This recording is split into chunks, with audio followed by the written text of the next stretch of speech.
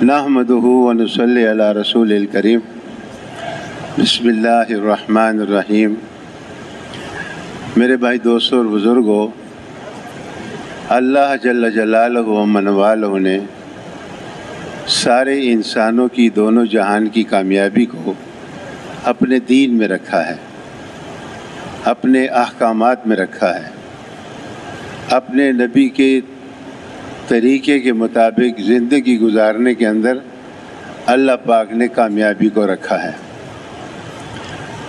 اللہ پاک نے انسانوں کو دنیا کے اندر بھیجا تو نبیوں کے ذریعے اس بات کو بتا دیا، اگر تم اچھے عمل کرو گے اس کا کیا نتیجہ ہوگا دنیا میں بھی اور آخرت میں بھی، اور تم اگر برے عمل کرو گے تو اس کا کیا نتیجہ ہوگا دنیا میں بھی اور آخرت میں بھی۔ آپ صلی اللہ علیہ وسلم معراج پر تشریف لے گئے۔ آپ نے راستے میں بہت سی چیزیں دیکھی۔ ایک جگہ دیکھا کہ خون اور پیپ کا ایک تالاب ہے اور اس میں ایک آدمی جو ہے ڈبکیاں کھا رہا ہے، اور بڑی کوشش کے بعد وہ کنارے پہ پہنچتا ہے تو اس کنارے پہ جو ہے خچر کے برابر ایک بچھو بیٹھا ہوا ہے، جس کو ہم پشتو میں لڑم بولتے ہیں۔ جب وہ اس کنارے سے باہر نکلنا چاہتا ہے تو وہ بچھو اس کو ڈنگ مارتا ہے، اور اس کی وجہ سے یہ آدمی دوبارہ اس خون اور پیپ کے دریا کے اندر، اس تالاب کے اندر ڈوب جاتا ہے۔ اب پتہ نہیں وہ تالاب کتنا بڑا ہوگا اور کیا حال ہوگا، اللہ پاک ہم سب کی حفاظت فرمائے، لیکن فکر سب کو ہونی چاہیے اس کی۔ بے شک اللہ پاک کی ذات بڑی غفور الرحیم ذات ہے، لیکن ایمان جو ہے یہ علماء کرام فرماتے ہیں کہ امید اور خوف کے درمیان ہے۔ بالکل بھی اللہ سے مایوس بھی نہیں ہو جانا چاہیے، نا امید بھی نہیں ہونا چاہیے، اور ایسا بھی نہیں ہونا چاہیے کہ اللہ کے حکموں کے توڑنے والی زندگی اختیار کی ہوئی ہے اور پرواہ ہی نہیں ہے۔ نہیں، پھر وہ آدمی دوبارہ جو ہے بیچارہ کوشش کرتے کرتے دوسری طرف جاتا ہے۔ جب وہاں کنارے پہ پہنچتا ہے وہاں بھی بچھو ہے، وہ بھی اس کو ڈنگ مارتا ہے، تو اس عذاب میں یہ آدمی مبتلا ہے۔ تو آپ صلی اللہ علیہ وسلم نے اپنے ساتھی سے پوچھا، فرشتے سے، یہ آدمی کون ہے؟ فرشتے نے جواب میں عرض کیا، اللہ کے رسول، یہ سود خور ہے، یہ دنیا میں سودی کاروبار کرتا تھا، کم تولو گے بارشیں روک دیں گے، زنا عام ہوگا، لا علاج بیماریاں پیدا ہوں گی جس کا کوئی علاج ہی نہیں ہے۔ موسیٰ علیہ السلام نے ایک مرتبہ اللہ پاک سے پوچھا کہ اللہ، آپ کی ناراضگی کی کیا نشانی ہے، اور آپ جب اپنے بندوں سے راضی ہوتے ہیں اس کی کیا نشانی ہے؟ تو کہتے ہیں اللہ پاک نے ارشاد فرمایا، جس کا مفہوم یہ ہے، جب میں اپنے بندوں سے ناراض ہوتا ہوں تو پھر ان کے کاروبار کے وقت میں، دن کے وقت میں خوب بارشیں کرتا ہوں تاکہ ان کا کام کاج، ان کا کاروبار اس سے متاثر ہو، اور جب میں اپنے بندوں سے راضی ہوتا ہوں تو جب رات کو سب سو جاتے ہیں اس وقت میں بارش برساتا ہوں، اب جب دن میں ان کے کام کاج اور کاروبار روزگار کا وقت ہوتا ہے اس میں پھر میں جو ہے تو بارش کو بند کر دیتا ہوں۔ تو میرے دوستوں اور بزرگوں، اللہ پاک نے انسانوں کو دنیا میں بھیجا اور نبیوں کے ذریعے بتا دیا کہ دیکھو، تم اگر کامیاب ہونا چاہتے ہو تمہیں دین کو اپنی زندگی میں لانا پڑے گا، تمہیں اللہ کے حکموں کو اور نبی کے بتائے ہوئے طریقے کو اپنی زندگی میں لانا ہوگا۔ اصل میں میرے دوستوں اور بزرگوں، یہ سمجھنے کی بات ہے، اصل میں ایک تو ہمارے جو گفتار ہے، کلام ہے، جو باتیں ہیں ہماری سارا دن کی، وہ غلط ہیں اکثر۔ ان غلط باتوں سے غلط ذہن بنتا ہے، جب غلط ذہن بنتا ہے پھر آدمی کا عمل جو ہے غلط ہو جاتا ہے، جب آدمی کا عمل غلط ہو جاتا ہے تو پھر اس کے حالات بھی خراب ہو جاتے ہیں۔ جب انسان کی بات اور گفتار ٹھیک ہو جاتی ہے پھر اس کا ذہن بھی ٹھیک ہو جاتا ہے، جب ذہن اور دل اور دماغ ٹھیک ہو جاتا ہے پھر اس کے عمل بھی ٹھیک ہو جاتے ہیں، تو جب عمل ٹھیک ہو جاتے ہیں تو پھر حالات خود بخود ٹھیک ہو جاتے ہیں۔ ہم نے بزرگوں سے یہ سنا ہے میرے دوستو کہ اللہ پاک نے انسان کے جسم سے باہر جتنی چیزیں ہیں، آسمان ہے، زمین ہے، سورج ہے، ستارے ہیں، دریا ہیں، پہاڑ ہیں، درخت ہیں، پتے ہیں، جو بھی نقشہ ہے اس کا تعلق انسان کے جسم کے ساتھ نہیں ہے، کوئی تعلق بھی نہیں ہے۔ ان سب چیزوں کا تعلق اللہ پاک نے انسان کے بدن سے نکلنے والے اعمال کے ساتھ رکھا ہے۔ جب اس کے اندر سے اعمال صحیح ہوتے ہیں تو پھر حالات ٹھیک ہو جاتے ہیں، پولیس بھی ٹھیک استعمال ہوتی ہے، فوج بھی ٹھیک استعمال ہوتی ہے، وزراء بھی ٹھیک استعمال ہوتے ہیں، حکمران بھی ٹھیک استعمال ہوتے ہیں، تاجر بھی ٹھیک استعمال ہوتے ہیں، ڈاکٹر بھی ٹھیک استعمال ہوتے ہیں، ساری چیزیں جو ہے اس کے حق میں سے استعمال ہوتی ہیں۔ جب اس کے بدن سے نکلنے والے اعمال غلط ہو جاتے ہیں تو پھر یہ سارا باہر کا نقشہ جو ہے یہ اس کے شر کے لیے استعمال ہوتا ہے۔ جب اس نقشے سے اس کو تکلیف پہنچتی ہے، نقصان پہنچتا ہے، پریشانی پہنچتی ہے، تو اگر اس کے دل کی آنکھ کھلی ہے، غور سے سننا یہ بات، یہ بزرگوں کی باتیں ہیں، میں آپ سے عرض کرتا ہوں اللہ پاک مجھے بھی عمل کی توفیق دے، آپ حضرات کو بھی عمل کی توفیق دے۔ جب دل کی آنکھ کھلی ہوتی ہے اور انسان کا تعلق اللہ کی ذات کے ساتھ ہوتا ہے تو جب حالات خراب ہوتے ہیں تو یہ آدمی فوراً اپنے اعمال کو دیکھتا ہے، کہاں نقص ہے، کہاں کمی ہے، کہاں فرق ہے۔ اور جب دل کی آنکھ بند ہوتی ہے تو جب حالات خراب ہوتے ہیں تو پھر یہ ان حالات کو حکام کے ساتھ جو ہے، وزیر کے ساتھ، صدر کے ساتھ، گورنر کے ساتھ، فوج کے ساتھ، پولیس کے ساتھ، ڈاکٹروں کے ساتھ، انجینئروں کے ساتھ، پھر ان کے ساتھ باندھتا ہے۔ ہماری حکومت ٹھیک نہیں ہے یار، ہمارے فوج والے ایسے ہیں، ہماری پولیس ایسی ہے۔ ہم ایک دفعہ خصوصی گشت میں ایک آدمی کے گھر گئے اس کو دعوت دینے کے لیے، وہ کہیں شناختی کارڈ کے دفتر گیا تھا اپنا شناختی کارڈ بنانے کے لیے، تو اس کو بیچارے کو وہاں کوئی پریشانی ہوئی، انہوں نے نہیں بنا کے دیا۔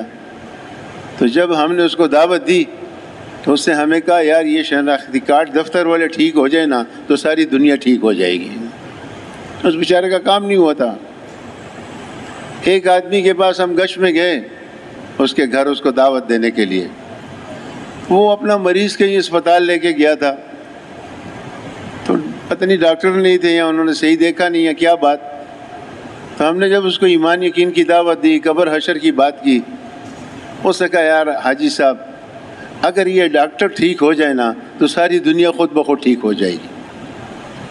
میں اگلی بات آپ سے عرض کرتا ہوں۔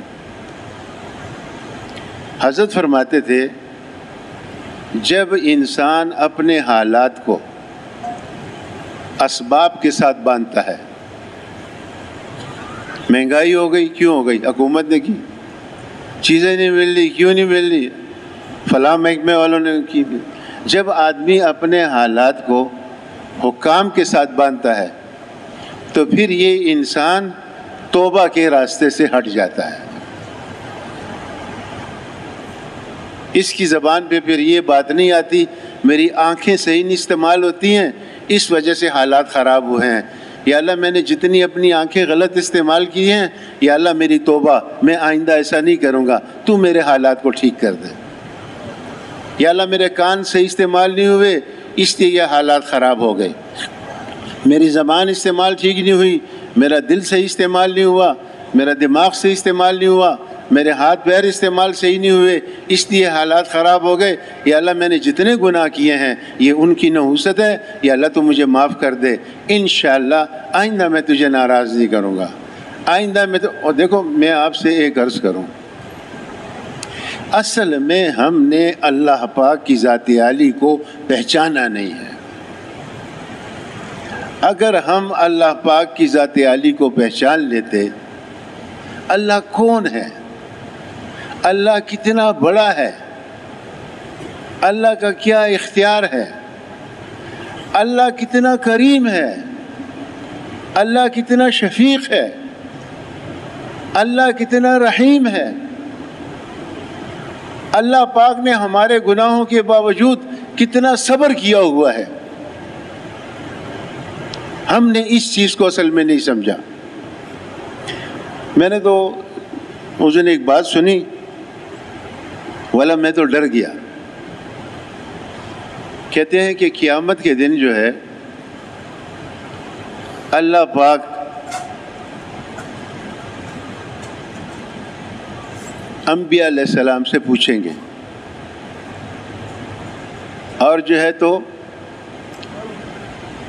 مریم علیہ السلام، یہ کیا نام تھا، یا عیسیٰ علیہ السلام، اللہ پاک عیسیٰ علیہ السلام سے پوچھیں گے کہ آپ نے لوگوں کو کہا تھا کہ میں خدا ہوں اور میری عبادت کرو، واللہ اس میں یہ لکھا ہے کتاب میں کہ 500 سال تک عیسیٰ علیہ السلام جواب نہیں دے سکیں گے۔ اتنی اللہ کی کبریائی، اتنی اللہ پاک کی بڑائی، اتنی اس کی ہیبت۔ ہم کہتے تو ہیں نا اللہ بڑے ہیں، اللہ بڑے ہیں،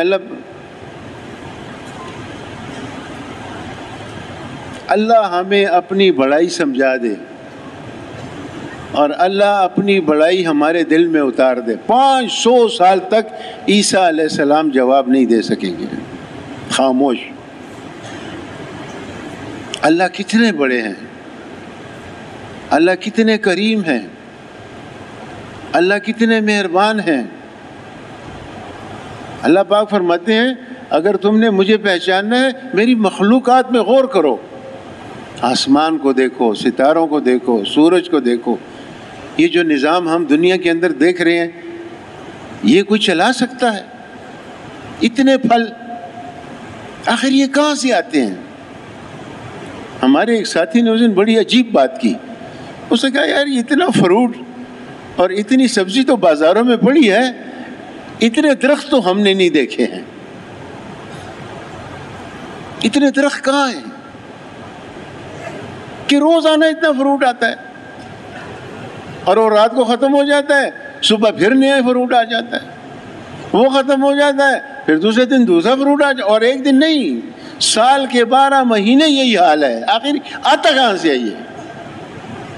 ایک ذات ہے، بڑی ذات ہے، اس کے خزانے ہیں، لامحدود خزانے ہیں، نہ ختم ہونے والے خزانے ہیں، اور اس نے یہ رزق کا ذمہ اپنے ذمے لیا ہوا ہے، اور وہ ایسے اعلیٰ طریقے سے چل رہا ہے کہ انسان کھا کھا کے تھک گئے ہیں، انسان پہن پہن کے تھک گئے ہیں، انسان استعمال کر کر کے تھک گئے ہیں اللہ کی چیزوں کو۔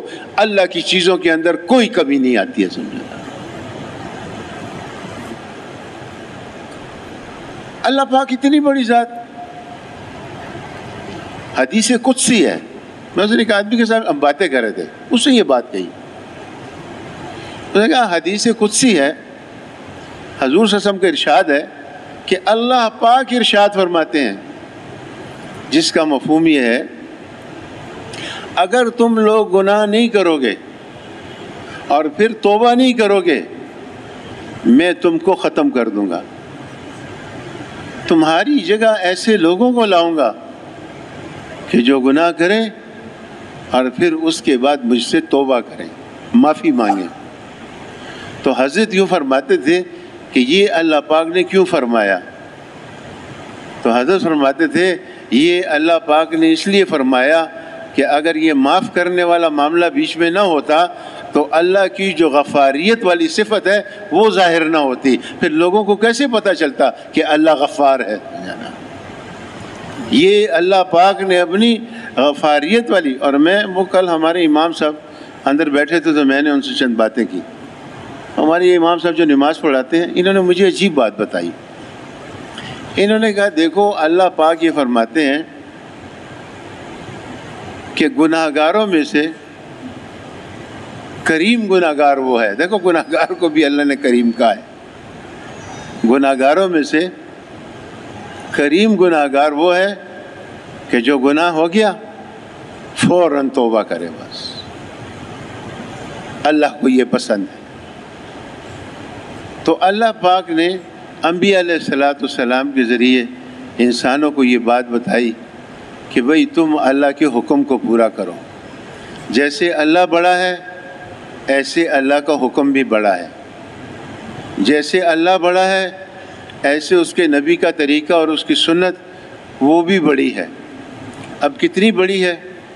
میں ایک دفعہ حضرت جی کا بیان پڑھ رہا تھا، مولانا یوسف رحمۃ اللہ علیہ کا، اس میں لکھا تھا کہ پاخانہ جانے کی جو سنت ہے، جو بیت الخلاء میں ہم جاتے ہیں، اگر حضور صلی اللہ علیہ وسلم کے طریقے سے بیت الخلاء جائیں، وہاں وقت گزاریں اور پھر اس طریقے سے باہر واپس نکلیں، یہ دین ہے، اس پہ اللہ نے اجر رکھا ہے۔ تو حضرت فرماتے تھے کہ حضور صلی اللہ علیہ وسلم کی سنت کا کیا کہنا؟ پاخانہ جانے کی ایک سنت جو تم پوری کرتے ہو، اس کے اندر وہ نور ہے کہ جو نہ سورج کے اندر ہے، نہ چاند کے اندر ہے، نہ ستاروں کے اندر ہے، اور نہ کسی اور روشنیوں کے اندر ہے۔ آپ صلی اللہ علیہ وسلم کا ایک طریقہ، یہ تو ہم کہتے ہیں یار سنت ہے، یار واجب ہے، یار چلو فرض ہے کوئی بات نہیں، رہ گیا استغفار کر لیں گے۔ نہیں، ٹھیک ہے رہ گیا استغفار کریں گے، لیکن ہمارے دل کے اندر اس کی عظمت ہونی چاہیے کہ بھئی یہ جیسے اللہ بڑے ہیں ایسے اللہ کا حکم بھی بڑا ہے۔ اس لیے میرے دوستوں اور بزرگوں، دین پر چلنے کے لیے سب سے جو ضروری چیز ہے وہ یہ ہے کہ ہم اپنے اس بڑے اللہ کو پہچان لیں جو سب سے بڑا ہے۔ جب تک اس کی کبریائی، جب تک اس کی بڑائی، جب تک اس کے خزانے، جب تک جو ہے اس کی ذات اور صفات، یہ کامل یقین ہمارے دلوں کے اندر نہیں آئے گا، اس کا حکم ماننا مشکل ہے، اس کے نبی کے طریقے پر عمل کرنا یہ مشکل ہے۔ ایک آدمی ہے، مثال کے طور پہ 1 کروڑ روپے کی گاڑی ہے، مثال کے طور پہ، آج کل تو کروڑوں سے بھی بڑھ گئی، چلو 1 کروڑ کی گاڑی ہے، نئی گاڑی ہے، پیسے والا آدمی ہے، وہ جا رہا ہے، اچھی سپیڈ میں جا رہا ہے، ایک دم لائٹ جو ہے سرخ ہو جاتی ہے، اب یہ بریک لگاتا ہے، حالانکہ جو سپاہی اس کو پکڑے گا ہو سکتا ہے اس جیسے اس کے 100 ملازم ہوں، لیکن یہ جو ہے اس سرخ بتی کو دیکھ کر بریک لگائے گا، کیونکہ یہ سمجھتا ہے کہ یہ صرف سرخ بتی نہیں ہے، اس کے پیچھے پوری گورنمنٹ آف پاکستان ہے، اس کے پیچھے پولیس ہے، اس کے پیچھے عدالت ہے، اس کے پیچھے جرمانہ ہے، اس کے پیچھے جیل ہے، اس کے پیچھے پوری پاکستان کی حکومت ہے، یہ صرف ایک سرخ بتی نہیں ہے۔ اگر انسان جو ہے اپنے اس بڑے اللہ کو پہچان لے جس بڑے اللہ کی طرف سے یہ بڑا حکم آیا ہے، تو پھر اس کو یہ حکم پورا کرنا یہ آسان ہو جائے گا۔ اس لیے اللہ پاک نے انسانوں کے اندر جب نبیوں کو بھیجا تو نبیوں نے انسانوں کی وہ خرابیوں والی زندگی ٹھیک کرنے کے لیے جو محنت استعمال کی وہ دعوت والی محنت ہے۔ سارا معاشرہ ہی بگڑا ہوا۔ جب آپ صلی اللہ علیہ وسلم کو اللہ نے بھیجا، مکے کا کیا حال تھا؟ 360 بت جو ہے بیت اللہ کے اندر رکھے ہوئے، اپنی بچیوں کو، زندہ بچیوں کو درگور کرتے تھے، اور اب مسجد ہے، میں کیا بیان کروں؟ آپ ماشاءاللہ روزانہ خود بیان کرتے ہیں، دعوت دیتے ہیں، آپ کے علم میں ہے ساری غلط اور ساری گناہوں کی باتیں ان کی زندگی میں موجود تھی۔ اب اس کو ٹھیک کرنا ہے تو کیا کرو بھائی؟ حکومت اس کو ٹھیک کرے، مال پیدا کرو کہ اس کو ٹھیک کریں، چیزیں زیادہ ہونی چاہیے ان کو ٹھیک کریں، بھائی یہ بھوکے ہیں ان کو کھانا۔ وہ تو اللہ کا علم تو بڑا وسیع ہے، اللہ کے علم میں یہ بات ہے کہ یہ برائی، یہ گناہ والی زندگی یہ کس طرح ٹھیک ہوگی، اور اس کے لیے اللہ پاک نے خود وہ ترتیب نبیوں کو دی ہوئی ہے کہ بھئی اس ترتیب سے جا کے تم یہ محنت انسانوں کے اندر کرو تو پھر انسانوں میں سے یہ برائیوں والی اور گناہوں والی زندگی ختم ہو جائے گی، اور اللہ پاک کے حکموں اور حضور صلی اللہ علیہ وسلم والے طریقے والی زندگی وہ جو ان کے اندر آ جائے گی۔ اب مکے کے بت پرستوں کے اندر اللہ پاک نے حضور صلی اللہ علیہ وسلم کو بھیجا، اللہ نے حضور کو مال نہیں دیا، ملک نہیں دیا، چیزیں نہیں دی، حکومت کے نقشے نہیں دیے، فوج نہیں دی، ایٹم بم نہیں دیا۔ آپ صلی اللہ علیہ وسلم کو اللہ پاک نے دعوت والا کام دیا کہ جاؤ ان کو یہ بتاؤ کہ میں سب سے بڑا ہوں اور میں خالق ہوں، یہ سب کچھ میں نے بنایا ہے، سب کچھ میں نے پیدا کیا ہے، اور یہ اس دنیا میں ایک ایک پتا جو ہے وہ میرے حکم کے ساتھ جکڑا ہوا ہے، میرے حکم کے بغیر ایک پتا بھی نہیں ہل سکتا۔ تو اس کائنات کا خالق بھی میں ہوں اور اس کائنات کا مالک بھی میں ہوں، اور میرے حکم کو پورا کرو نبی کے طریقے ساتھ، تم دنیا میں بھی کامیاب ہوگے، آخرت میں بھی کامیاب۔ میرے دوستوں اور بزرگوں، یہ شیطان جو ہے اس کا کام ہے انسان کو اللہ سے مایوس کرنا۔ ہمارا ایک سفر تھا، ہم زمبابوے گئے، وہاں اجتماع تھا، شاہد صاحب بھی تھے ہمارے ساتھ، بلکہ ہم ان کے ساتھ تھے۔ پہلے ہم زمبابوے گئے، پھر موزمبیق گئے، پھر ساؤتھ افریقہ گئے، پھر اس کے بعد کینیا آئے۔ تو کینیا اجتماع کے دوران حاجی عبدالوہاب صاحب رحمۃ اللہ علیہ کا ٹیلی فون آیا کہ بھئی 1 مہینہ ہو گیا، تم لوگ کہاں ہو؟ ہم نے کہا جی ہم بس کینیا میں ہیں، اور پرسوں انشاءاللہ دعا ہو جائے گی اور 3-4 دن کے بعد ہم ریونڈ پہنچ جائیں گے۔ تو حاجی صاحب تو ایک عجیب آدمی تھے، ان کی بات کے اندر جو اثر تھا، ان کی جو فکر تھی، ان کی جو قربانی تھی، ان کا جو اللہ کے ساتھ تعلق تھا، وہ ایک جملہ کہتے تھے۔ ہم 1 گھنٹہ تقریر کریں ہمارے میں وہ اثر نہیں ہے جو حاجی صاحب کے ایک جملے میں اثر ہوتا تھا، کیونکہ اس جملے کے پیچھے ان کی قربانی تھی، ان کا اللہ کے ساتھ تعلق تھا۔ حاجی صاحب نے ایک جملہ فرمایا، حاجی صاحب نے فرمایا بھائی کینیا والوں سے کہو اللہ سے مایوس نہ ہو، بس اتنی بات کی۔ اتنا اثر تھا اس بات کا ہماری ساری جماعت کے اوپر کہ اجتماع میں جس کا بھی بیان طے ہوتا تھا وہ اپنے بیان میں یہ بات ضرور کہتا تھا کہ بھئی حاجی صاحب نے جواب بھجوایا ہے، اللہ سے نا امید نہ ہو، اللہ سے مایوس نہ ہو۔ انبیاء علیہ السلام نے جو برے سے برے حالات کے اندر اپنی محنت کو جاری رکھا، وہ یہ بات تھی کہ انبیاء علیہ السلام اللہ سے مایوس نہیں تھے۔ ہمیں شیطان مایوس کر دیتا ہے، یار یہ حالات کیسے ٹھیک ہوں گے؟ حضرت کا ایک ملفوظ ہے، بڑا عجیب ملفوظ ہے۔ حضرت فرماتے تھے یہ کام بہت آسان ہے، بہت آسان ہے، بہت آسان ہے، 3 دفعہ فرمایا، یہ کام بہت آسان ہے، بہت آسان ہے، بہت آسان ہے۔ کیوں؟ کہ کرنے والے اللہ کی ذات ہے۔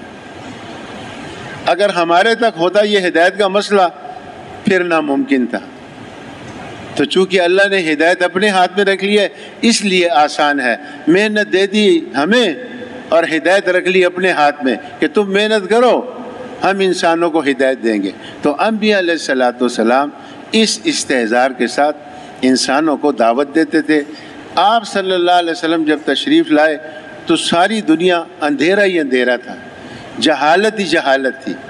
آپ صلی اللہ علیہ وسلم نے دعوت کے ذریعے اس خراب ماحول کے اندر محنت شروع فرمائی، اور اللہ پاک نے حکم دیا یا ایھا المدثر قم فانذر وربک فکبر، کہ اے کملی اوڑھنے والے، مفہوم ایسا ہے، کھڑے ہو جائیے اور ان لوگوں کو ہم سے ڈرائیے۔ کس طرح ڈرائیے؟ ان کے سامنے ہماری بڑائی بیان کیجیے۔ ہم بھی لوگوں کو ڈراتے ہیں، پتہ نہیں کس کس چیز سے ڈراتے ہیں۔ مولانا اسلم صاحب رحمۃ اللہ فرماتے تھے کہ اگر کوئی غیر عیسائی، یہودی، ہندو، سکھ اللہ کا منکر، اللہ کا نافرمان، اور اللہ کے ہاں اس کی کوئی حیثیت ہی نہیں ہے، اگر وہ کہہ دے کہ میں تمہارے ساتھ ہوں، ہم خوش ہو جاتے ہیں، ہم کہتے ہیں او ہو فلانا ملک نے کہہ دیا میں تمہارے ساتھ ہوں، اتنے ارب ڈالر میں تمہیں بھجواؤں گا، میں تمہاری مدد کروں گا۔ کہا اس جھوٹے کافر کی زبان پہ تو ہم یقین کرتے ہیں، اور اس اللہ کے سچے نبی کی بات پر ہم یقین نہیں کرتے ہیں۔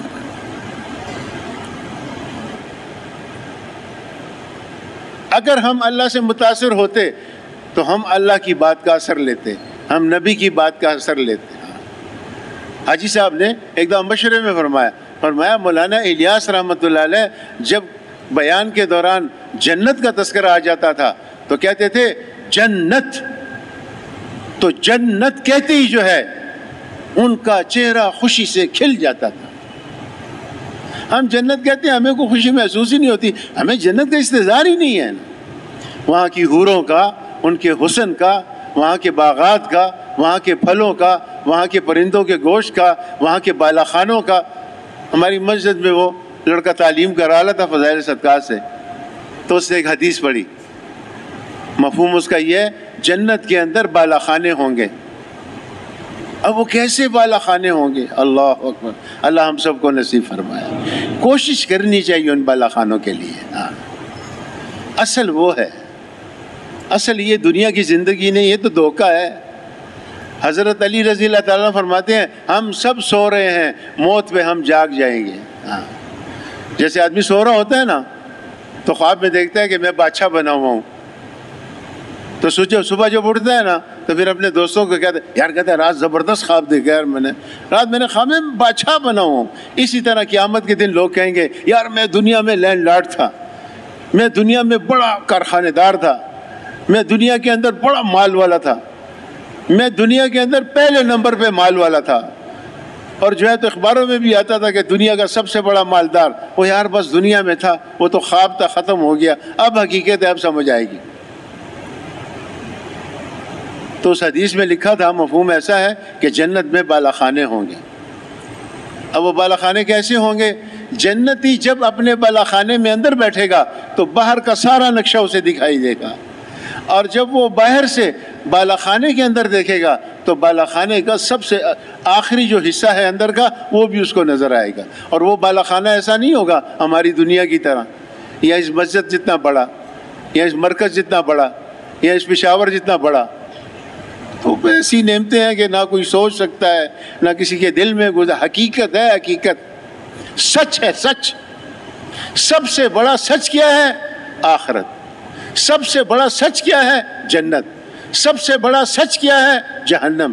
سب سے بڑا سچ کیا ہے؟ قبر کی زندگی۔ سب سے بڑا سچ کیا ہے؟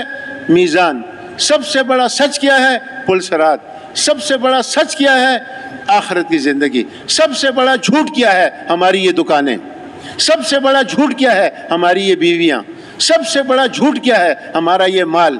سب سے بڑا جھوٹ کیا ہے؟ ہماری یہ اولاد۔ سب سے بڑا جھوٹ کیا ہے؟ یہ دنیا کی زندگی اور دنیا کی چیزیں۔ جو سب سے بڑا جھوٹ ہے اس کو سب سے بڑا سچ سمجھا ہوا ہے، اور جو سب سے بڑا سچ ہے اس کو جو ہے بس خیال اور کہانی اور تصور کرتے ہیں بس۔ تو قصہ ہے، بس کہانی ہے، جنت ہے، ہاں بس یار بڑی اچھی جگہ ہے، تو اچھی جگہ ہے اس کے لیے کوشش تو کرو نا۔ اگر جنت اچھی جگہ ہوتی جھوٹ نہ بولتے، اگر جنت اچھی جگہ ہوتی سود نہ کرتے، اگر سب ایسے نہیں ہیں۔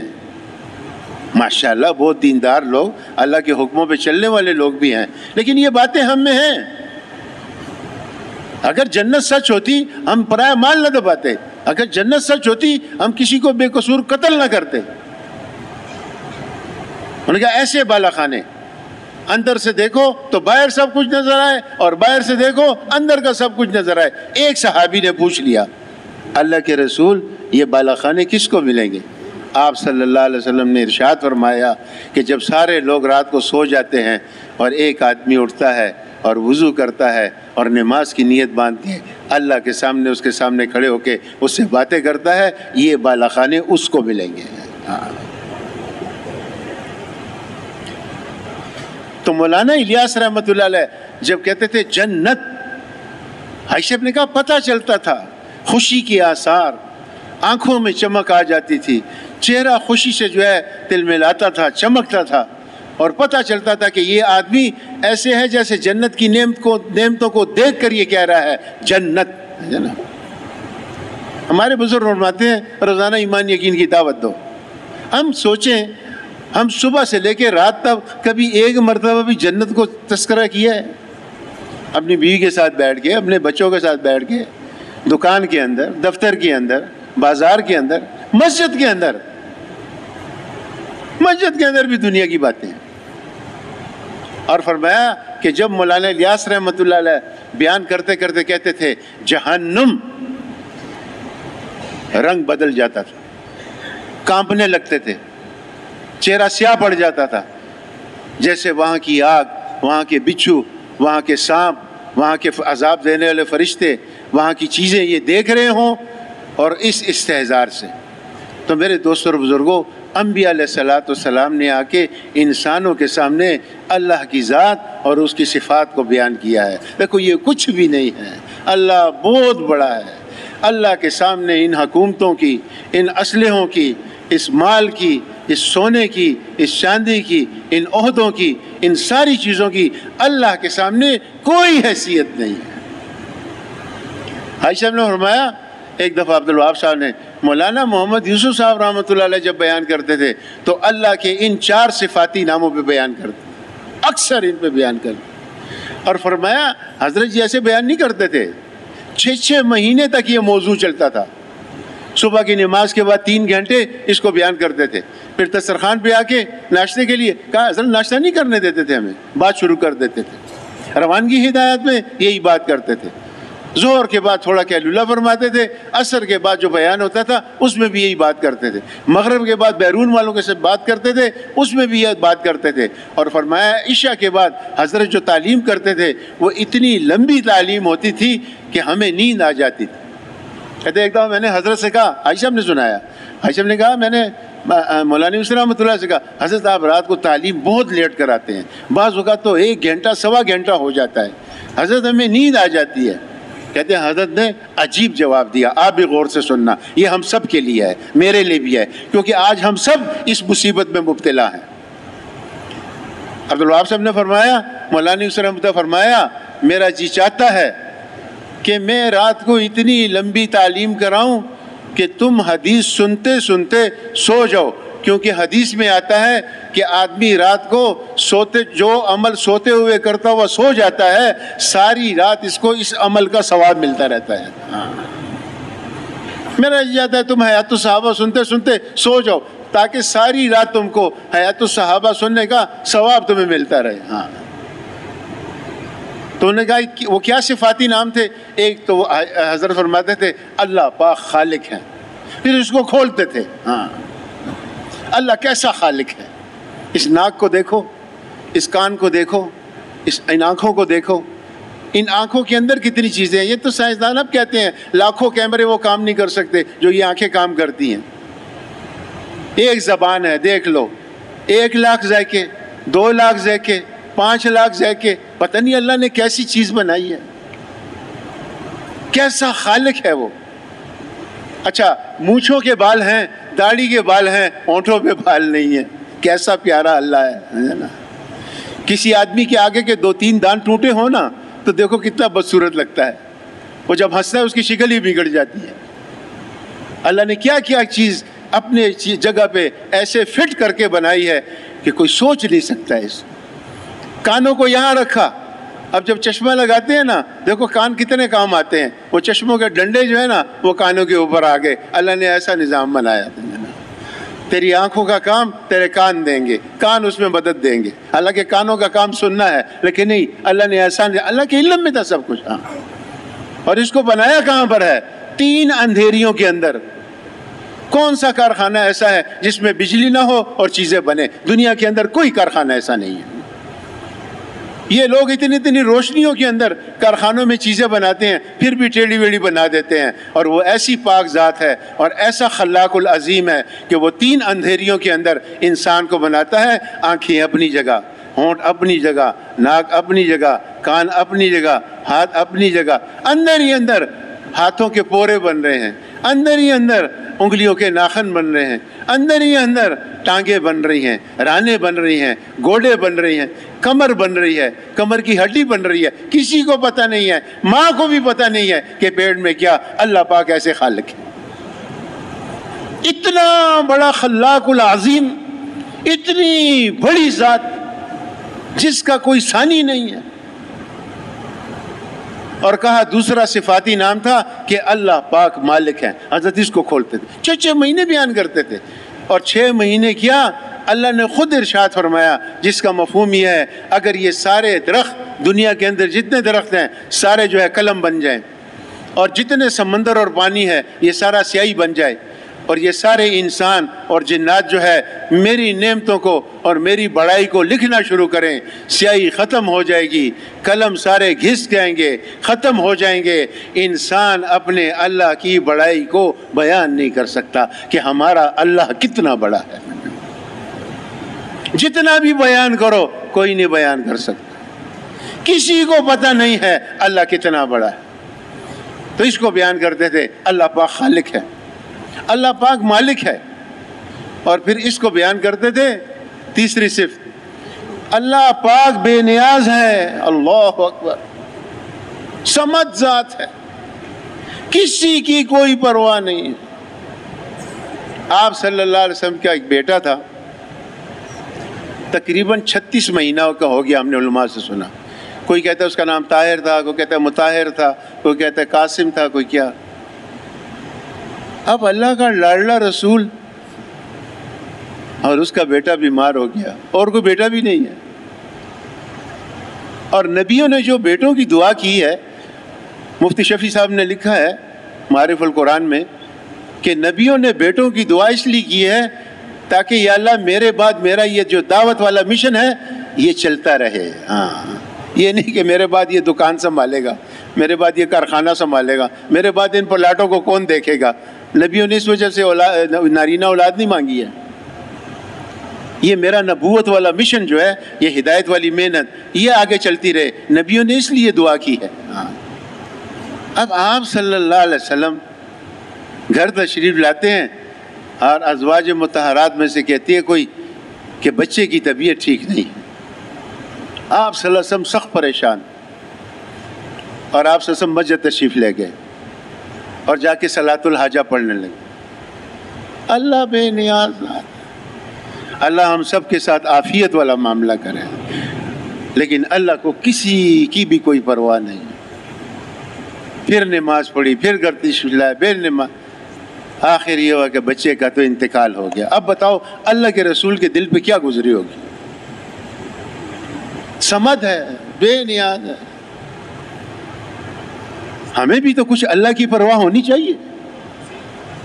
ہم اپنی نعمتوں کو دیکھیں ذرا، غریب آدمی کے گھر میں دیکھو کتنے جوڑے کپڑے ہیں، کتنے جوڑے جوتے ہیں، کتنے برتن ہیں، کتنی الماریاں ہیں، کتنا سامان ہے، کتنی چارپائیاں ہیں، کتنا گھر کے اندر جو ہے، تو کوئی گھر تبدیل کرتا ہے نا، اس کو پتہ چلتا ہے میرے گھر میں کتنا سامان ہے۔ ختم ہی نہیں ہوتا سامان، بستریں ہیں اور چادریں ہیں اور تکیے ہیں اور بکس ہیں اور پتہ نہیں کیا کیا چیزیں ہیں۔ یہ سب اللہ نے ہمیں دیا ہوا ہے، یہ بیوی اللہ نے ہمیں دی ہے، یہ بچے اللہ نے ہمیں دیے ہیں، یہ بیٹے اللہ نے ہمیں دیے ہیں، یہ بیٹیاں اللہ نے ہمیں دی ہیں، یہ صبح ناشتہ اللہ نے ہمیں دیا ہے، چائے اللہ ہمیں دیتا ہے، کھانا اللہ ہمیں کھلاتا ہے، روٹی اللہ ہمیں دیتا ہے، پھل اللہ ہمیں دیتا ہے، یہ سب کچھ اللہ پاک ہمیں دیتا ہے۔ اللہ کا کوئی حق نہیں ہے، وہ تو بے پرواہ ہے، ہماری کسی عمل کی اس کو ضرورت نہیں۔ تو عبد الوہاب صاحب نے فرمایا حضرت اس کو کھولتے تھے، اللہ بے نیاز ہے۔ اور چوتھی جو اللہ کی صفت ہے، حضرت یہ بیان کرتے تھے، اللہ پاک کے پاس ہر چیز کے خزانے ہیں۔ کوئی آدمی ایک چشمہ لیتا ہے نا، اس کو بھی سنبھال کے رکھتا ہے، میرا بھی ایک چشمہ ہے، ہمارے گھر میں بچے ہیں نا، وہ ہر وقت مجھے اس چشمے کا ہی غم ہوتا ہے، کوئی بچہ اس کو توڑ نہ دے، خراب نہ کر دے، میں اوپر رکھتا ہوں، الماری میں رکھتا ہوں۔ ایک قلم آدمی لیتا ہے، اس کی بھی حفاظت کرتا ہے، ایک رومال آدمی لیتا ہے، اس کی بھی حفاظت کرتا ہے، جوتے لیتا ہے آدمی، پاؤں میں پہننے کی چیز ہے، آدمی اس کی بھی حفاظت کرتا ہے۔ ہم بھی جب مرکز آتے ہیں سنبھال کے ایک طرف رکھتے ہیں، یار ہمارے جوتے خراب نہ ہوں۔ اتنی بڑی کائنات، اور قیامت کے دن ساری اللہ پاک توڑ پھوڑ دیں گے، وہ خزانے ہیں اس کے پاس، اس کو کوئی پرواہ نہیں ہے۔ حضرت فرماتے ہیں تمہیں تو ایک سورج نظر آتا ہے، اللہ پاک کے پاس سورجوں کے خزانے ہیں۔ تمہیں تو ایک چاند دکھائی دیتا ہے، اللہ پاک کے پاس چاندوں کے خزانے ہیں، رزق کے خزانے ہیں، حسن کے خزانے ہیں، آنکھوں کے خزانے ہیں، عزت کے خزانے ہیں، مال کے خزانے ہیں۔ اللہ پاک خالق ہے، اللہ پاک مالک ہے، اللہ پاک بے نیاز ہے، اور اللہ پاک کے پاس ہر چیز کے خزانے ہیں۔ میرے دوستوں اور بزرگوں، دیکھو صاف بات ہے، جب تک ہم روزانہ اپنی زبان سے اللہ اللہ اللہ اللہ نہیں کریں گے، اس اللہ کا استحضار ہمیں نہیں ہوگا۔ یاد رکھو یہ بات۔ حاجی صاحب کہتے کہتے قبر میں چلے گئے کہ دیکھو روزانہ ایمان یقین کی دعوت دینی چاہیے، ہر مسلمان کو روزانہ تعلیم کے حلقے میں بیٹھنا چاہیے، ہر مسلمان کو روزانہ ذکر و عبادت کرنا چاہیے، ہر مسلمان کو روزانہ اچھے اخلاق سے مخلوق کے ساتھ سلوک کرنا چاہیے۔ اب ہم سوچیں صبح سے لے کے رات تک ہماری زبان پہ کتنی دفعہ اللہ کا نام۔ ہم اس دن گشت میں گئے، خصوصی گشت میں ایک آدمی کے پاس، بوڑھا آدمی تھا۔ میں نے کہا چاچا جی اللہ پاک کی ذات کتنی بڑی ہے؟ ہاں ہاں بڑی ہے۔ میں نے کہا دیکھو اللہ پاک ہمارا خالق بھی ہے، اللہ پاک ہمارا مالک بھی ہے، اللہ پاک بے نیاز ہے، اور اللہ کے پاس ہر چیز کے خزانے ہیں۔ کہنے لگا ہاں ہیں۔ میں نے کہا ذرا آپ اپنی زبان سے کہو اللہ پاک خالق ہے، اللہ پاک مالک ہے۔ آپ یقین جانیں میں کوئی 5 منٹ اس کے ساتھ لگا رہا، اس نے ایک دفعہ بھی نہیں کہا۔ کہتا مجھے پتہ ہے نا یار، آپ جو کچھ کہہ رہے ہو مجھے پتہ ہے۔ میں نے کہا خیر ہے، آپ اپنی زبان سے ذرا کہو تو صحیح نا۔ تو جب میں نے 2-4 دفعہ کہا نا تو غصے ہو گیا، مجھے کہتا ہے مجھے نصیحتیں مت کر، میں کوئی منکر نہیں ہوں۔ غصے ہو گیا، لیکن اللہ کا نام اس سے زبان سے نہیں لیا۔ حجرے میں بیٹھے ہوں گے بوڑھے بوڑھے لوگ، اور اتنی دنیا کی باتیں کریں گے، اور تم اس سے کہو گے حاجی صاحب اللہ کا نام تو ایک دفعہ لو، یہ کلمہ پڑھو ذرا، دیکھو ہم نے کلمہ پڑھا ہے۔ یہ گشت والوں نے بتایا۔ میں نے کہا حجرے میں ہم گئے گشت میں، تو وہ گشت والے کہتے ہیں نا کہ جی کلمہ ہم نے پڑھا ہے لا الہ الا اللہ محمد رسول اللہ۔ میں نے کہا بابا جی آپ بھی کلمہ پڑھو۔ وہ اتنی باتیں کرتا تھا، وہ متکلم کو چھوڑ ہی نہیں رہا تھا بات کرنے کے لیے۔ متکلم نے کہا کہ کاکا لگ زمون خبر ہو رہا، وہ گرم ہاں ہاں ہاں آپ بات کرو، آپ کی بات بڑی اچھی باتیں ہوتی ہے بچے۔ انہوں نے کہا ہم نے کلمہ پڑھا ہے لا الہ الا اللہ محمد رسول اللہ۔ آپ بھی پڑھو بابا جی، نہ زما جب آٹا تھا بچہ ذرا شمیل۔ اس کو ٹھیک کرنا پڑے گا، ہمارا دل چاہے یا نہ چاہے، ہماری طبیعت مائل ہو یا نہ مائل ہو، ہم تکلف سے یا بے تکلف، جس طرح بھی ہو، ہمیں اللہ اللہ اللہ اللہ کرنا پڑے گا کہ سب کچھ کرنے والی ذات اللہ کی ذات ہے۔ اللہ نے سب کچھ پیدا کیا ہے، اللہ نے سب کچھ بنایا ہے، اللہ کے قبضے قدرت میں ہے، اللہ کے حکم کے بغیر ایک پتہ بھی نہیں ہل سکتا۔ اصل میں یہ انبیاء علیہ الصلوۃ والسلام کے جو اتنے عجیب عجیب واقعات ہم سنتے ہیں اور پڑھتے ہیں کہ کیا کیا کس کس طریقے سے نبیوں نے اللہ کے حکموں کو پورا کیا ہے، اور پھر اس کے بعد حضرات صحابہ کرام نے پورا کیا ہے، اس کی صرف وجہ یہ تھی کہ وہ دعوت دیتے تھے، اور دعوت کی وجہ سے اللہ کا استحضار تھا ان کو۔ ہاں، اور نبیوں کی زندگی میں آپ یہ بھی دیکھو گے، اور صحابہ کی زندگی میں بھی یہی ملے گا۔ دیکھو ایک بات یاد رکھو، لوگ جو کچھ کہتے رہیں، علماء نے یہ لکھا ہے کہ جتنے انبیاء علیہ السلام بھی گزرے ہیں یہ سارے معصوم تھے۔ ہاں، انبیاء علیہ السلام اور حضرات صحابہ کرام کے بارے میں منہ سے کوئی ناگفتہ بات نہیں کہنی چاہیے، ورنہ آدمی کے ایمان کا خطرہ ہے۔ ہاں، یہ معصوم لوگ تھے۔ اگر کسی نبی سے کوئی لغزش ہوئی بھی ہے تو وہ قصدن نہیں کیا انہوں نے، اور اس میں بڑی حکمتیں تھیں۔ اللہ پاک نے ہمیں سمجھانے کے لیے انبیاء علیہ السلام سے لغزش کروائی ہے، جیسے یونس علیہ السلام اور جیسے آدم علیہ السلام اور جیسے جو ہے تو اور بعض انبیاء علیہ السلام ایسے گزرے ہیں. یہ لغزشیں جو ہیں اس میں بڑی حکمتیں تھیں اور اس میں ہمارے لیے جو ہے عبرت ہے اور ہمارے لیے نصیحت ہے. جیسے اللہ پاک نے یونس علیہ السلام کا واقعہ بیان کیا قرآن میں تو اللہ نے کیا فرمایا؟ اللہ نے فرمایا جس کا مفہوم یہ ہے کہ جب یونس علیہ السلام غم میں مبتلا ہوئے تو انہوں نے ہم سے جو ہے ان الفاظ کے ساتھ لا الہ الا انت سبحانک انی کنت من الظالمین، ان الفاظ کے ساتھ انہوں نے ہم سے نجات مانگی. تو یہ اللہ پاک یونس علیہ السلام کا قصہ تو بیان کر رہے ہیں لیکن ہم سے مخاطب ہیں. اور ہمیں پھر اللہ پاک کیا کہہ رہے ہیں؟ وَكَذَلِكَ نُنْجِي الْمُؤْمِنِينَ. یہ صرف یونس علیہ السلام کے لیے نہیں، یہ جو کوئی بھی غم میں مبتلا ہو اور وہ جو ہے تو یہ اس طریقے سے ہمیں یاد کرے، ہم اس کو اسی طرح غم سے نجات دیں گے جس طرح ہم نے یونس علیہ السلام کو مچھلی کے پیٹ سے نجات دی تھی. ہم ایک دفعہ عبد الوہاب صاحب کے پاس گئے، چند ساتھی تھے. حاجی صاحب عجیب آدمی تھے، ان کا فکر، ان کی سوچ، ان کا غم، اور پھر ان کے اندر یہ غم تھا کہ میں کس طرح یہ غم ہر ایک کے دل میں اتار دوں. دیکھو یہ غم صرف نبیوں کے دل میں ہوتا تھا. میں ایک اور قصہ آپ کو سناؤں. ہم ایک دفعہ حاجی صاحب کے پاس گئے. اب 100 سال کا بوڑھا آدمی ایک کمرے میں بیٹھا ہوا ہے، اس کی سوچ دیکھو. حاجی صاحب نے کہا کہ میں ایک دن سوچنے لگا کہ آپ صلی اللہ علیہ وسلم کی جو امت ہے جو گزر گئی، جتنے مومنین دنیا سے چلے گئے، آپ صلی اللہ علیہ وسلم کی امتی 1450 برس ہو گئے ہیں. اچھا ان میں ایسے بھی ہوں گے جو گناہگار تھے اور اس وقت ان کو اپنی قبروں میں عذاب ہو رہا ہے. تو میں نے ان کے لیے دعا شروع کر دی کہ اللہ حضور صلی اللہ علیہ وسلم کی امت میں جتنے مومنین ایسے گزرے ہیں کہ اپنے گناہوں کی وجہ سے ان کو قبر میں عذاب ہو رہا ہے، یا اللہ تو ان سے قبر کا عذاب ہٹا دے. سچی بات ہے میں نے تو کبھی یہ دعا نہیں کی ہے، آپ نے کی ہوگی، لیکن ہر آدمی اپنے دل میں سوچے. دیکھو یہ لوگوں کا فکر جو ہے نا، یہ امت کا فکر، جہان کا فکر، یہ نبیوں کے دل میں تھا. یہ نبیوں کا درجہ کیوں اونچا تھا؟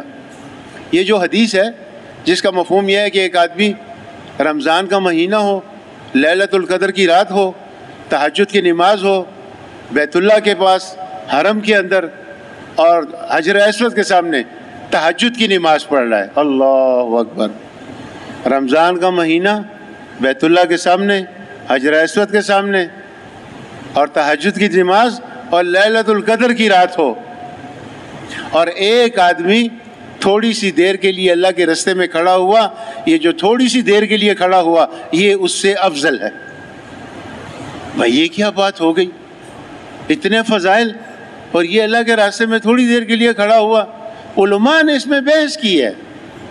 علماء کرام فرماتے ہیں کہ یہ جو حجر اسود کے سامنے کھڑے ہو کے لیلۃ القدر کی رات میں منع نہیں ہے، دیکھو اس کی نفی نہیں ہے، یہ سمجھانے کے لیے یہ حدیث اور یہ بات ہے. اس کا غلط مطلب یہ نہ لیں کہ ہم آئندہ تہجد نہیں پڑھیں گے یا ہم حجر اسود کے سامنے نہیں کھڑے ہوں گے یا ہم لیلۃ القدر کا اہتمام نہیں کریں. نہیں، وہ اپنی جگہ فضائل مسلم ہے، اس کی کوشش کرنی چاہیے. لیکن یہ جو امت کا غم ہے، جو نبی کے دل کے اندر جو فکر اور غم ہوتا تھا، اس کو بیان کیا گیا کہ وہ کتنی اونچی چیز ہے اور یہ ہر ایک کے دل میں نہیں ہوتا. بڑی نمازیں پڑھنے والے، بڑے روزے رکھنے والے، بڑے عمرے پہ عمرے کرنے والے، حج پہ حج کرنے والے، وہ ساری دعائیں جو ہے اپنے لیے ہیں. حاجی صاحب نے ایک دم ہم سے مذاکرہ کیا، حج کے لیے جا رہے تھے جماعت میں. حاجی صاحب نے فرمایا دیکھو بیت اللہ پہ جب پہلی نظر پڑے گی تو وہ دعا قبول ہے، اور دیکھو اور دعائیں بھی کرنا لیکن سب سے پہلے امت کے لیے دعا کرنا. آپ صلی اللہ علیہ وسلم اپنی امت کے لیے بہت روئے ہیں. آپ صلی اللہ علیہ وسلم اپنی امت کے لیے بڑا فکر کیا ہے. جبریل علیہ السلام تک آئے، ان سے پوچھا، انہیں کچھ بات کی، ان سے کہا اس کو چھوڑو، جبریل یہ بتاؤ میری امت کا کیا بنے گا، مجھے اپنی امت کا غم ہے. تو انہوں نے کہا یہ جو آدمی حجر اسود کے سامنے کھڑے ہو کے اور یہ جو نماز پڑھ رہا ہے تہجد کی لیلۃ القدر کی رات میں، اس کو اپنی جان کا غم ہے، اپنی ذات کا غم ہے، اور یہ جو اللہ کے راستے میں نکلا ہے اس کو پورے جہان کا فکر ہے، اس لیے یہ آدمی اس تک نہیں پہنچ سکتا ہے. عائشہ نے کہا میں نے دعا شروع کی، یا اللہ حضور صلی اللہ علیہ وسلم کی امت کے اندر جو مومنین دنیا سے چلے گئے ہیں اور ان کو قبر کا عذاب ہو رہا ہے، یا اللہ ان سے قبر کا عذاب ہٹا دے۔ تو کہا کہ میں نے اتنا اللہ سے مانگا کہ اس کی برکت سے اللہ پاک نے میرے دل میں ایک اور بات ڈالی۔ ہم حیران ہو گئے، ہم نے کہا اس سے اونچی بات کیا ہو سکتی ہے؟ تو حاجی صاحب نے فرمایا کہ میں نے سوچا کہ آدم علیہ السلام سے لے کے حضرت آدم علیہ السلام سے لے کے حضور صلی اللہ علیہ وسلم تک جتنے انبیاء علیہ السلام گزرے ہیں، تقریباً 1,24,000 انبیاء علیہ السلام علماء کرام سے ہم نے سنا ہے، ان 1,24,000 انبیاء کی امتوں کے اندر جو مومنین گزرے ہیں اس میں بھی ایسے ہوں گے جو قبر کا عذاب ہو رہا ہوگا ان کو اپنے گناہوں کی وجہ سے۔ تو میں نے وہ 1,24,000 نبیوں کے جن امتیوں کو قبر کا عذاب ہو رہا ہے ان کے لیے دعا شروع کر دی کہ اللہ تو ان سے بھی قبر کا عذاب ہٹا دے۔ اب سچ کہیں، ہم سوچیں، آخر ہم بھی اس امت کے امتی ہیں۔ آپ صلی اللہ علیہ وسلم صرف جو ہے یہ جو کہتے ہیں نا کہ عرفات کے میدان، عرفات میں نہیں، یہ یوم نحر کے دن آپ صلی اللہ علیہ وسلم نے یہ ذمہ داری جو ہے دی ہے کہ میں نے تم تک دین پہنچا دیا، کہ ہاں پہنچا دیا۔ صحابہ سے پوچھا، جس دن مینا میں قربانی کرتے ہیں یہ اس دن کی بات ہے۔ بعض لوگ کہتے ہیں عرفات کے میدان میں نہیں ہوتا، یہ یوم نحر بھی ہوا تھا۔ ابھی بھی ہم عمرے کے لیے گئے تو وہاں مولوی فاروق صاحب آئے تھے، مذاکرہ کر رہے تھے، انہوں نے بھی یہی کہا، یہ جس دن قربانی کرتا ہے حاجی یہ اس دن کی بات ہے۔ آپ صلی اللہ علیہ وسلم نے اس دن صحابہ سے پوچھا، میں نے جو دین اللہ نے مجھے دیا تھا، جو امانت میں نے تم تک پہنچا دیا؟ میں نے کہا اے اللہ کے رسول آپ نے ہم تک پہنچا دیا۔ آپ صلی اللہ علیہ وسلم نے یوں انگلی کا اشارہ آسمان کی طرف کر کے اے اللہ تو گواہ رہنا، اے اللہ تو گواہ رہنا، اے اللہ تو گواہ رہنا۔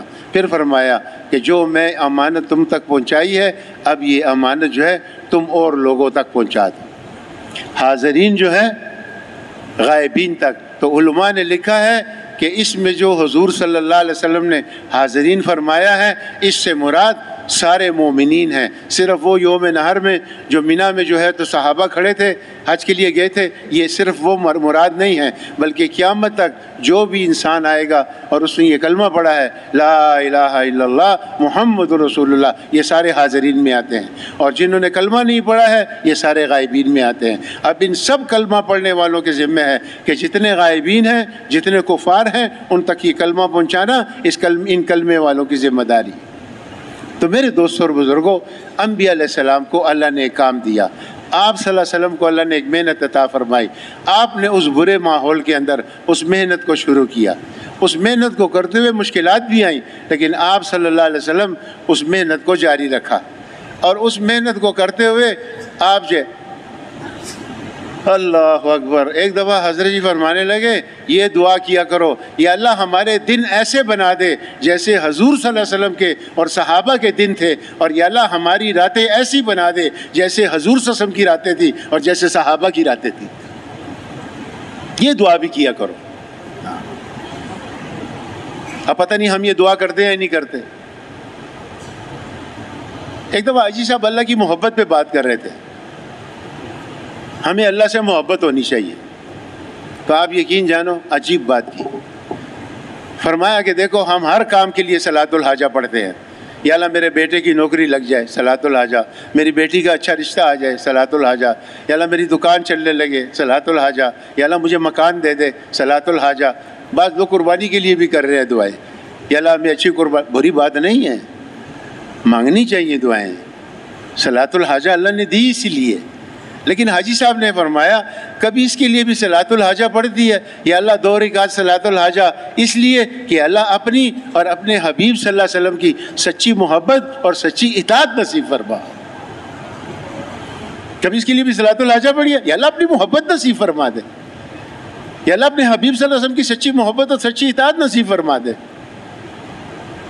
یا اللہ تجھ سے میری محبت ہو جائے۔ ایک دفعہ عائشہ نے فرمایا یہ دعا کیا کرو، یا اللہ موت کے وقت اپنی ملاقات کا زبردست شوق نصیب فرما، موت کے وقت اپنی ملاقات کا زبردست شوق نصیب فرما۔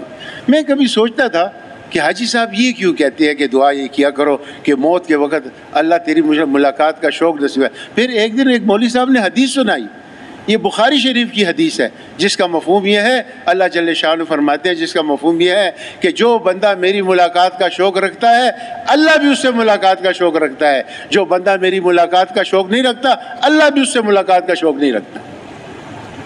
اللہ ہمیں اپنے قریب کرنا چاہتے ہیں، ہم اللہ سے دور بھاگ رہے ہیں. نبیوں نے آ کے یہ راستہ بتایا ہے کہ دیکھو یہ سیدھا راستہ ہے، یہ اللہ تک پہنچتا ہے، یہ اللہ کے راضی کرنے والا راستہ ہے، اللہ کے احکامات والا راستہ اور نبی کے طریقے والا راستہ. اور تمہیں جو چیز بھی چاہیے اللہ سے مانگو. میں آپ کو کیا کیا سناؤں. اللہ پاک ہم سب کو سمجھ بھی نصیب فرمائے اور عمل کی توفیق بھی عطا فرمائے. ہم سب کمزور ہیں لیکن خیر ہے، ہم سے غلطی ہوگی ہم اللہ سے معافی مانگیں گے، اللہ ہمیں معاف بھی کرے گا اور جتنی گناہ کیے اتنی نیکیاں بھی عطا فرمائے گا، اور پھر اس کے بعد اللہ پاک ہمیں نیکی کرنے کی توفیق بھی عطا فرمائے گا. عائشہ نے فرمایا دیکھو مثال کے طور پہ ایک کمرے میں 8-10 عورتیں بیٹھی ہیں اور وہاں 1 سال کا ایک بچہ بھی ہے، اور یہ ساری عورتیں جو ہیں اس بچے کی رشتہ دار ہیں. کوئی اس کی خالہ ہے، کوئی اس کی پھوپھی ہے، کوئی اس کی ممانی ہے، کوئی اس کی دادی اماں ہے، کوئی اس کی نانی اماں ہے، اس کی ماں بھی بیٹھی ہوئی ہے. اچھا یہ جن لوگوں کے گھروں میں بچے ہیں ان کو پتہ ہوگا بعض اوقات ایک بچے کی اپنی ماں سے اتنی محبت نہیں ہوتی، دادی اماں سے بہت ہوتی ہے. ماں سے اتنی محبت نہیں ہوتی، خالہ سے بہت محبت ہوتی ہے. ماں سے محبت اتنی زیادہ نہیں ہوتی، پھوپھی سے بہت زیادہ محبت ہوتی ہے. اکثر گھروں میں ایسا ہوتا ہے، ماں کے ساتھ بھی ہوتی ہے، لیکن بعض بچہ ایسا ہوتا ہے گھر میں ماں کے ساتھ نہیں ہوتی، اس کا دادی اماں کے ساتھ بہت تعلق ہوتا ہے. وہ اپنے ماں باپ کے پاس نہیں سوتا، وہ کہتا نہیں میں دادی اماں کے پاس سوؤں گا، میں خالہ کے پاس سوؤں گا. حاجی صاحب نے فرمایا یہ 10 عورتیں جو اس کمرے میں بیٹھی ہیں یہ سب اس بچے کی رشتہ دار ہیں. پھر حاجی صاحب نے پوچھا سچ کہو اس بچے کو جب بھوک لگے گی یہ کس کے پاس جائے گا؟ کیوں بھائی آپ بھی بتاؤ. خالہ کے ساتھ بڑی محبت ہے، خالہ اس کو پکڑتی بھی ہے، یہ چیختا ہے روتا ہے مجھے چھوڑ دو، اس وقت وہ ماں کے پاس ہی جائے گا. حاجی صاحب نے فرمایا بھائی اسی طرح ہماری جب بھی کوئی حاجت ہو، کوئی ضرورت ہو، ہماری نگاہ اللہ پاک کی ذات عالی کی طرف جانی چاہیے، کسی طرف بھی نہ جائے. بس ہم اپنے دل کو سمجھائیں دیکھ میری یہ جو حاجت پوری ہوگی نا یہ اللہ پوری کرے گا، یہ اور کوئی پوری نہیں کر سکتا. بلکہ مولانا محمد یوسف صاحب رحمۃ اللہ علیہ تو یہاں تک فرماتے تھے کہ دیکھو اگر کسی اور جگہ سے بھی تیری حاجت پوری ہوگی یہ بھی اللہ چاہیں گے تو پوری ہوگی، اللہ نہیں چاہیں گے تو نہیں پوری ہوگی. اس کے لیے اللہ نے ہمیں نماز دی ہے. اب آپ صلی اللہ علیہ وسلم جیسی نماز، آپ صلی اللہ علیہ وسلم خود فرمایا نماز ایسے پڑھو جیسے مجھے پڑھتا ہوا دیکھتے ہو دنیا میں. اب بعض لوگ ہیں ہم کمزور ہیں لیکن تھوڑی فکر کرنی چاہیے بھئی ہماری نماز کیسے ٹھیک ہوگی، ہماری نماز کیسے اچھی ہوگی. اگر نماز کو اچھا کرنا چاہتے ہو تو علماء نے لکھا ہے نماز کو وقت دو. بس جو اپنی نماز کو اچھا کرنا چاہتا ہے نماز کو وقت دے. 2 منٹ میں 2 رکعت پڑھتا ہے 3 منٹ میں پڑھنا شروع کر دو، 3 منٹ میں پڑھتا ہے 4 منٹ میں پڑھنا شروع کر دو. مولانا سعید احمد خان صاحب رحمۃ اللہ علیہ آخری وقت میں یہ فرمایا کرتے تھے بھائی اب تو رکوع اور سجدوں میں کم از کم 5 دفعہ اور 7 دفعہ سبحان ربی العظیم اور سبحان ربی الاعلیٰ پڑھنا شروع کر دو تاکہ نماز کے اندر کچھ تو خشوع خضوع آئے نا. ہماری نماز تو ایسی ہے جیسے کوئی ٹیپ ریکارڈ لگا دے اور اس میں جو بھرا ہوا ہے، جو بیان ہے، جو تقریر ہے، جو تلاوت ہے، بس وہی ہو رہی ہے. وہ چاہے کسی کا دھیان ہو یا نہ ہو بس وہ تلاوت ہو رہی ہے. ہماری نماز تو ایسی ہے. ایک دفعہ ہم ابوظہبی میں تھے، اجتماع تھا، تو اجتماع سے پہلے پرانوں کو جمع کیا. مولانا سید خان صاحب ان سے بیان میں بات کر رہے تھے. ہماری جماعت بھی گئی تھی، 7 مہینے کی جماعت تھی، ہم بھی اس مذاکرے میں بیٹھے ہوئے تھے. اذان شروع ہو گئی بیان کے دوران، تو جو ابوظہبی کے امیر ہیں وہ آ گئے. انہوں نے آہستہ سے مولانا سید احمد خان صاحب سے کان میں کہا کہ جی اذان شروع ہو گئی ہے. مولانا سید احمد خان صاحب اتنے غصے ہوئے، کہا اسی کو تو رو رہے ہیں کہ آج ہم نے اپنی نماز کو اپنی دکان کے تابع کر دیا. آپ تجربہ کر کے دیکھ لو، اور آپ نے کیا بھی ہوگا اور میں نے بھی کیا ہے، 1 منٹ مولوی صاحب لیٹ آئے ہم 1 منٹ انتظار نہیں کر سکتے ہیں۔ آپ کی بات نہیں کرتا ہوں، میں اپنی بات کرتا ہوں۔ ہماری مسجد میں ایک دن 9 بج گئے تو وہ مولوی صاحب نہیں آئے، تو ہماری مسجد میں ایک حاجی صاحب ہے، انتظار ہم کر رہے تھے، تو وہ حاجی صاحب مجھے کہتا ہے اچھا مخشا اللہ اکبر اللہ اکبر، وہ مولوی صاحب کمرے میں سے نکل ہے، ان کا خدے بندے کا نانو لکھ صبر ہو کنا زدن ناس دے مکانا، تھوڑا سا تو صبر کرو، دیکھو تو صحیح نا، میں کمرے میں، اور ابھی 9 ہوئے ہیں نا، میں نکل رہا ہوں کمرے سے نا، اتنا صبر تم میں نہیں ہوتا۔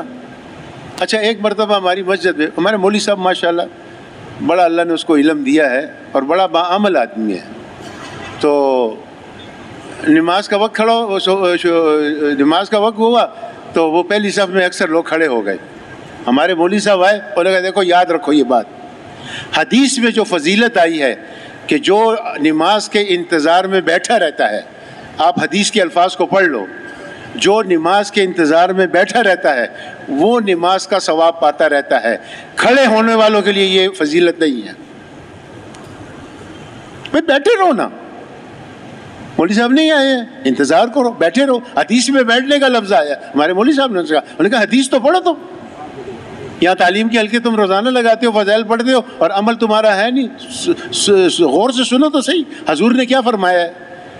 اس نماز کا انتظار ان لوگوں کو ملتا ہے جو نماز کے انتظار میں بیٹھے رہتے ہیں، تم آدھا منٹ نہیں بیٹھ سکتے ہو۔ تو اصل میں بات یہ ہے میرے دوستوں اور بزرگوں، ہم نے آج اپنی نمازوں کو اپنی دکان کے تابع کیا ہوا ہے کہ مولوی صاحب 1 منٹ لیٹ آئے گا تو پھر 1 منٹ میری دکان کا حرج ہو جائے گا، یہ منٹ جو ہے مجھے بچانا ہے کس طریقے سے تاکہ میں وقت پہ جو ہے جاؤں، تاکہ میرا گاہک نہ چلا جائے۔ اب میرے دوستوں اور بزرگوں، نماز جو ہے یہ اللہ سے لینے کا ذریعہ ہے، ساری ضرورتیں اور حاجتیں جو پوری کرنے کا راستہ ہے وہ نماز کا راستہ ہے، نماز کے راستے سے حاجتیں پوری ہوگی۔ ہم سورۃ یاسین پڑھیں گے اللہ ہمارا کام بنائے گا، ہم استغفار کریں گے اللہ ہمارا کام۔ دیکھو میں نے وہ بات شروع کی تھی نا کہ اللہ سے مایوس نہیں ہونا، اس کو میں آپ کو پورا کرتا ہوں۔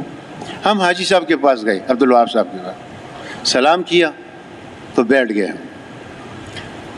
حاجی صاحب نے ایک دم کہا کہ میں یہ سوچ رہا تھا، دیکھو غور سے سنو، اور یہ عمل کرنے کی باتیں ہیں، خدا کی قسم اگر ہم نے اس پہ عمل شروع کر دیا نا، ہم باتیں کرتے ہیں عمل کے میدان میں ہم ابھی 100% نہیں ہیں، اگر ہم عمل شروع کر دیں پھر دیکھو اس اعمال کی برکات اللہ پاک ظاہر کرنا شروع کر دے گا۔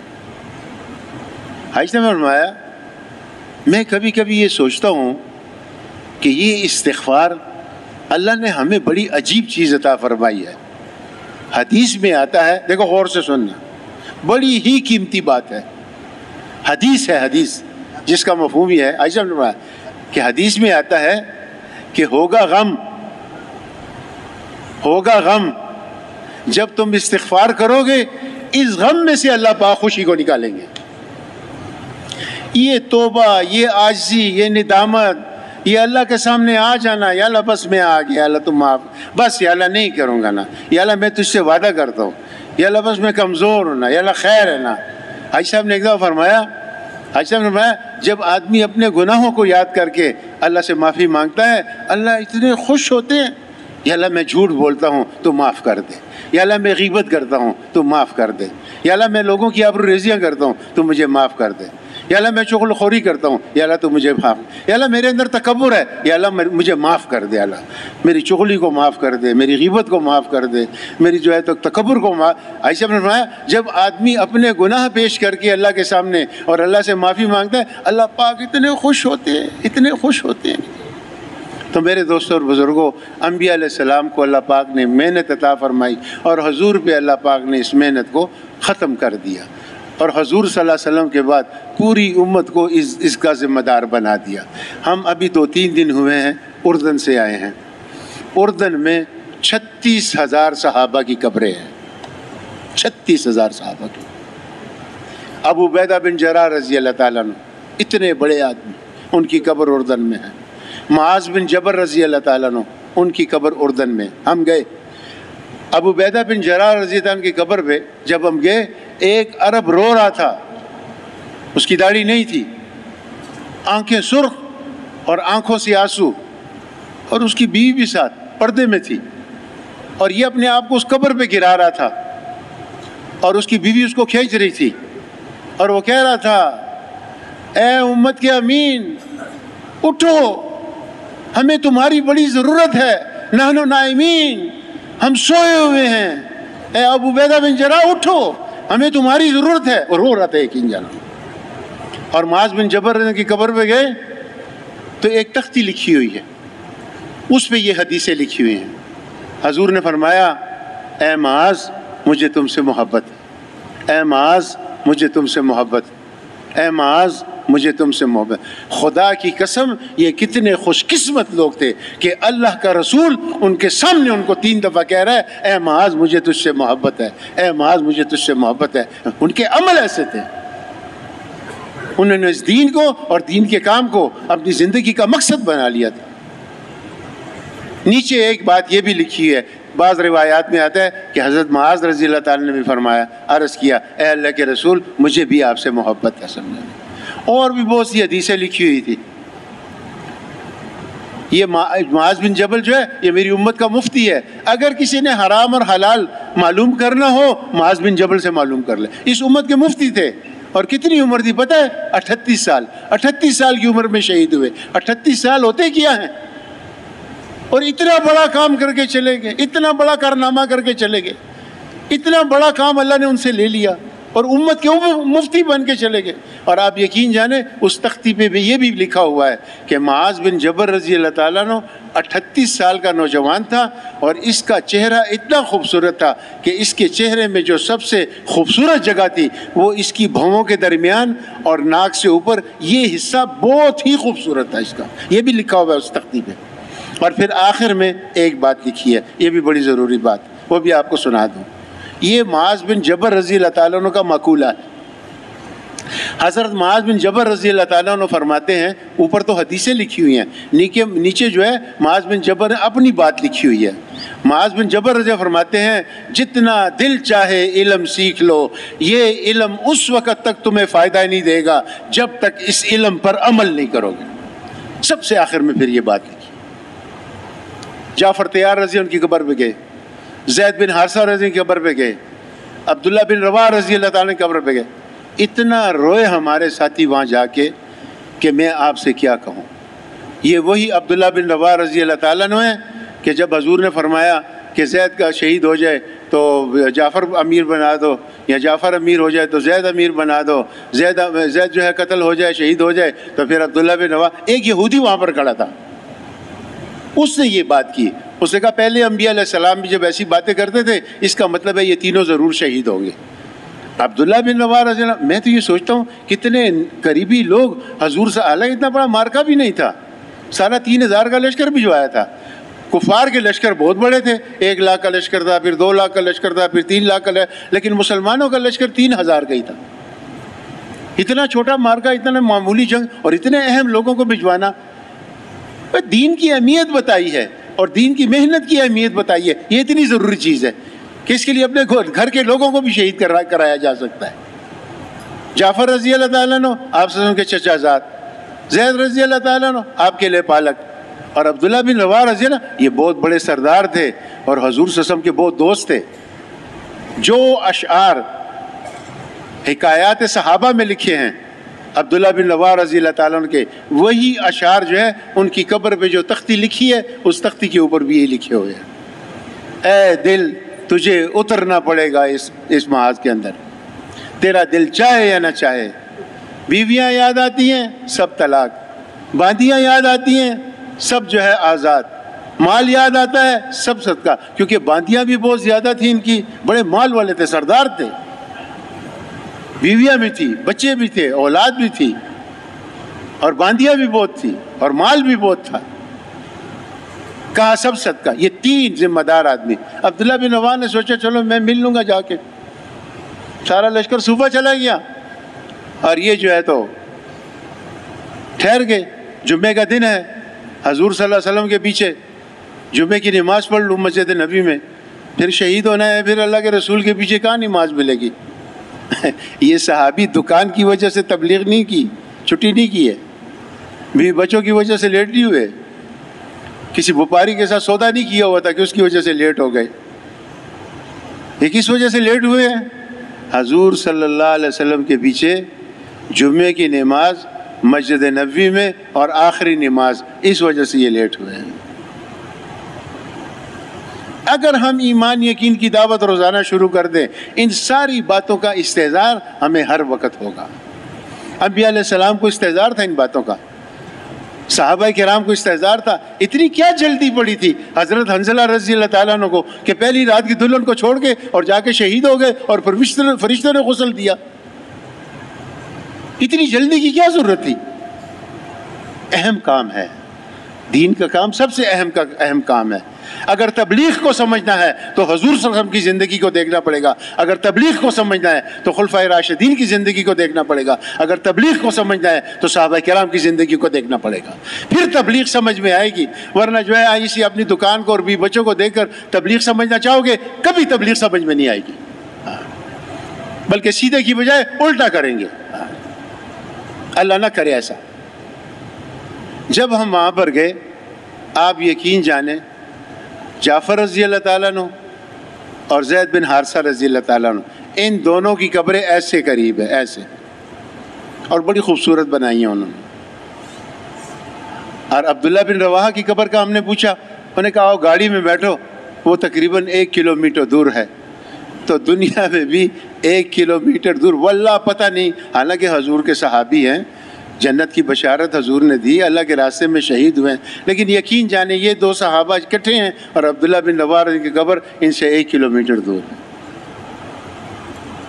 یہ پیچھے رہ گئے تھے قافلے سے، پتہ نہیں کیا بات ہوئی، اللہ کو ہی علم ہے اس بات کا۔ باقی ان کی جو شرافت ہے، ان کی بزرگی ہے، جو ان کا مقام ہے اللہ کے نزدیک، اس میں تو ایک ذرہ برابر بھی شک نہیں ہے، لیکن عبداللہ بن رواحہ رضی اللہ تعالیٰ کی قبر ان 2 صحابہ سے علیحدہ ہے۔ تو میرے دوستو، اللہ نے ہمیں کام دیا ہے، اللہ سے مانگنا چاہیے۔ جب ہم مانگیں گے، مولانا اسلم صاحب رحمۃ اللہ فرماتے تھے یہ قیمتی چیز ہے، یہ اللہ پاک کسی پہ پھینکتے نہیں ہیں، اس کے لیے مانگنا پڑتا ہے، رونا پڑتا ہے، در در کے دھکے کھانے پڑتے ہیں، قربانیاں کرنی پڑتی ہیں۔ آدمی اس کے اندر چلتا رہتا ہے، قربانیاں کرتے آخر ایک وقت ایسا آتا ہے کہ اللہ کو اس کی قربانی پسند آ جاتی ہے، تو اللہ کہتے ہیں اچھا میں نے اب تجھے اپنے کام کے لیے قبول کر لیا، پھر اللہ پاک اس کو قبول کر لیتے ہیں۔ تو بھئی دعا کرو اللہ پاک ہم سب کو قبول کر لے، لیکن یہ مانگنا پڑے گا۔ ہاں، وہ ہندوستانی لوگ کہتے ہیں لگانے سے ملتا ہے۔ ہاں، کچھ دو گے کچھ لوگے، کچھ نہیں دو گے کچھ نہیں لے سکتے۔ آدمی دکاندار کو پیسے دیتا ہے تو سودا ملتا ہے نا، پیسے نہیں دیتا ہے تو سودا نہیں ملتا ہے۔ یہ تو اللہ کا کرم ہے کہ ہم ٹوٹے پھوٹے لوگوں کو اللہ پاک پھر بھی اس کام کے اندر چلا رہے ہیں، لیکن یہ ہے کہ بھئی اللہ پاک ہمیں سارا عالم کے انسانوں کی اور قیامت تک آنے والے آخری انسان کی ہدایت کا ذریعہ بنا دے۔ اصل چیز تو یہ ہے۔ تو کون کون اس کا ارادہ کرتا ہے انشاءاللہ؟ بتاؤ پھر کل سے 4 مہینے کے لیے کون تیار ہے؟ ماشاءاللہ۔